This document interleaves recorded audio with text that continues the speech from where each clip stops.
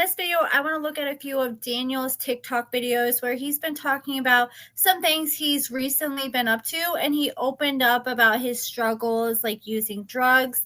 So first, let's watch this video. Daniel was in this re-entry center for a while, which is like between a halfway house and a jail. He was only allowed to have his phone 1 day a week, and he was like literally in a cell, and like the food he was eating looked like commissary food. I figured that he had left the re-entry center because he had been posting a lot more on social media. He said that he was getting back into personal training and was looking for clients.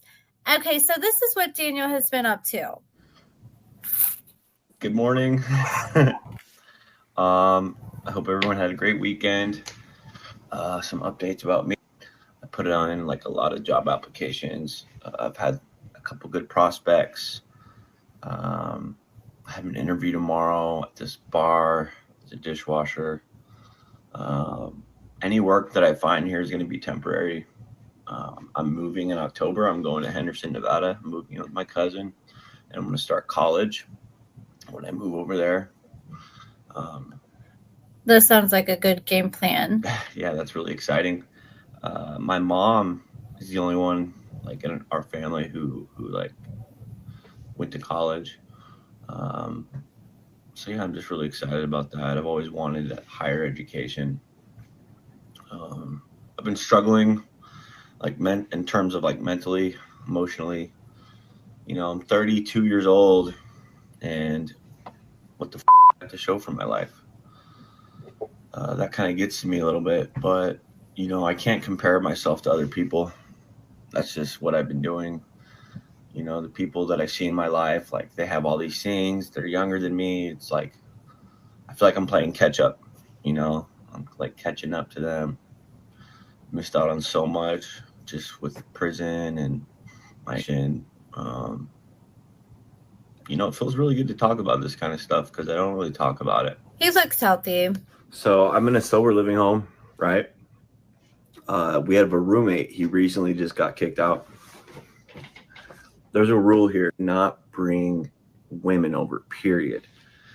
And this guy wanted Nookie so bad, he picked up a homeless girl off the street. This guy has a roommate. The roommate slept on the couch.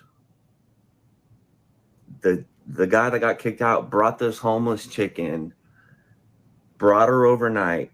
This dude slept on the floor while this girl that he brought like cleaned up, showered. Bless her heart, good for her. But this dude really sacrificed his whole living situation for what? To be a good Samaritan? Like, man,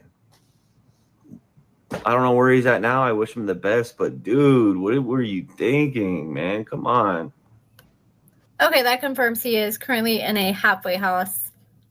Picking up a homeless chick. You got to be down bad to be going to look for a homeless chick for some nookie. This house is freaking crazy. Last night at like 2 a.m., one of our roommates from downstairs ran up here screaming and yelling like crazy. Like he was on something. And he comes up here, he's like, he hit me. Just like tripping.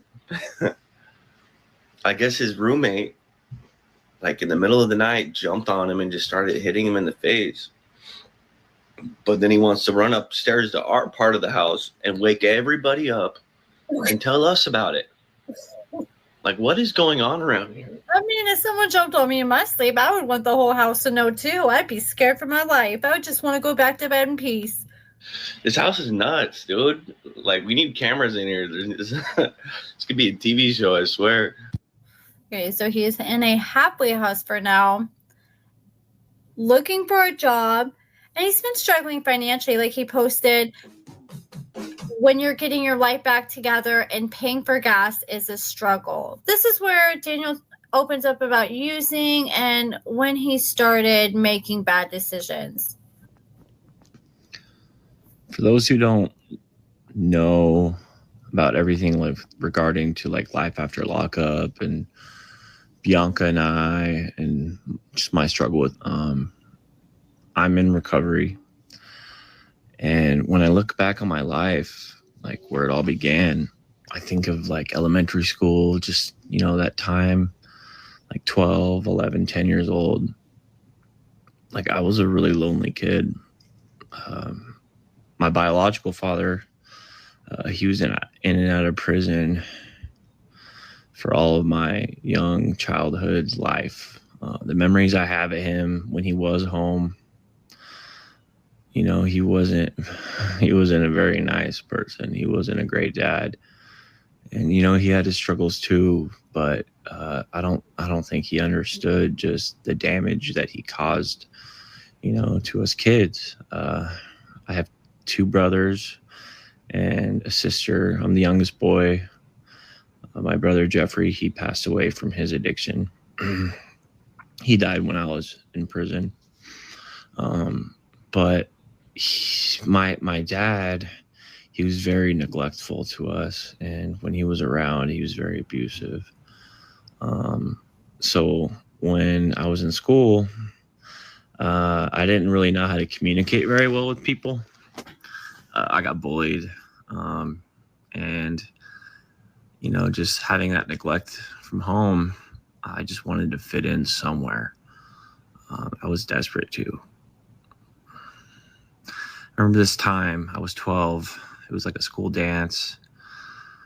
I had met these people, these kids, and I thought they were so cool. They dressed in all black. They listened to heavy rock music. They smoked cigarettes. Yeah, Daniel definitely seems like one of those kids that would have been an emo kid growing up.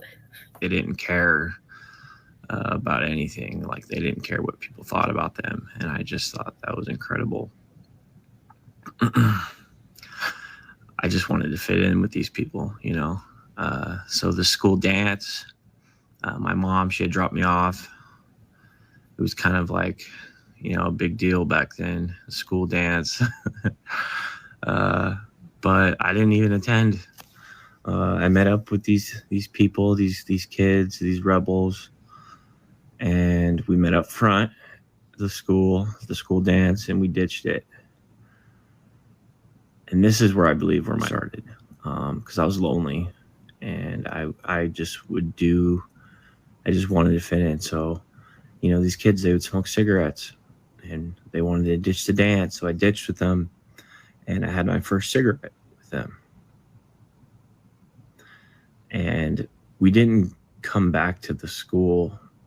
We left because I guess this teacher followed us, and she saw us smoking, and she flipped out, so we ran. The cops were called. People were looking for us. We came back, almost got expelled.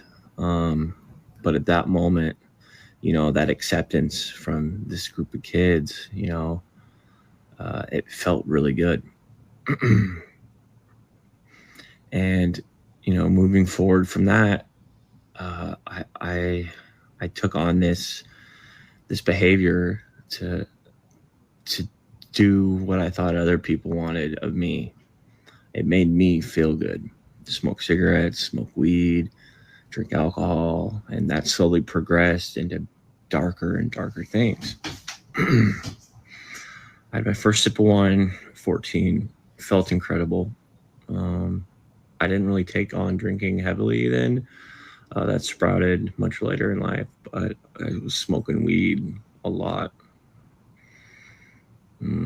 I did very poor in school. All I wanted to do was ditch and smoke weed and hang out with these people because they like that, and I like that they like that.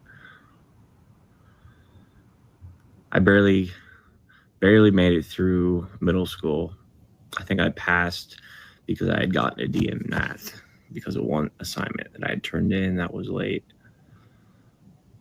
But high school was a different animal. We had to move. I went to a new school, and I didn't know anybody, and I couldn't find anybody to fit in with. My grades were slipping. I was ditching classes, and I dropped out of high school. I went to Job Corps. I got my GED, but there in Job Corps, I met this girl, and that behavior of pleasing people, getting them to like the things that they did, it was terrible. I let people walk all over me, especially this girl. I did everything that she wanted to do. Sorry, this is hard to talk about.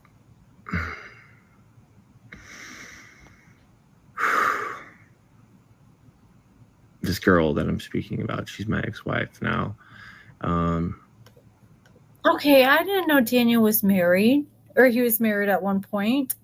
I don't talk about this stuff with anybody, so it's hard. But I think it's important because I have to heal from all this shit, you know? So it sounds like his father being incarcerated and being emotionally absent for Daniel in his childhood, it sounds like that caused some adverse childhood experiences that affected Daniel as a teenager and up to adulthood. Like somebody who doesn't have someone there in the house, like a stable man in the house and a stable home environment, they're going to have a weakened understanding of rules and consequences. But that's it for this video, guys. Let me know what you guys think about everything in the comments below. Give this video a thumbs up, subscribe, and thank you so much for watching.